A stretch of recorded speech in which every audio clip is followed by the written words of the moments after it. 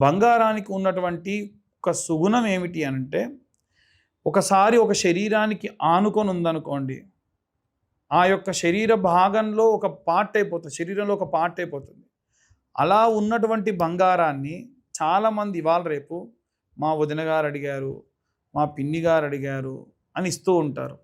ఒక్క తల్లి కూతుర్లు, అత్త కోడళ్ళు తప్ప ఎవ్వరూ కూడా ఈ యొక్క బంగారాన్ని ఆ ఫంక్షన్‌కి వెళ్తున్నా, ఈ ఫంక్షన్‌కి వెళ్తున్నా అంటే ఇవ్వకూడదు.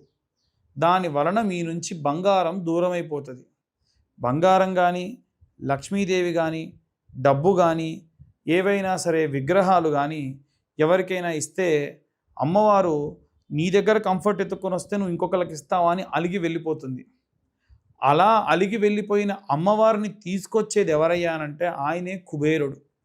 కాబట్టి కుబేరుడికి ఎప్పుడు పడితే అప్పుడు పూజ చేస్తే రాదండి.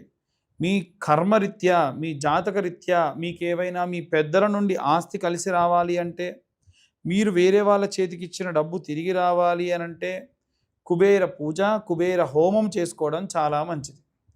కాబట్టి వీలైనంత వరకు కూడా మీరు ఏం చేయాలి అనంటే, ఈ యొక్క ధనం వేరే వాళ్ళ చేతికి వెళ్ళినప్పుడు లక్ష్మీ కుబేర హోమము, లక్ష్మీ కుబేర యంత్ర ప్రతిష్టాపన ఇంట్లో చేసుకోవడం మంచిది.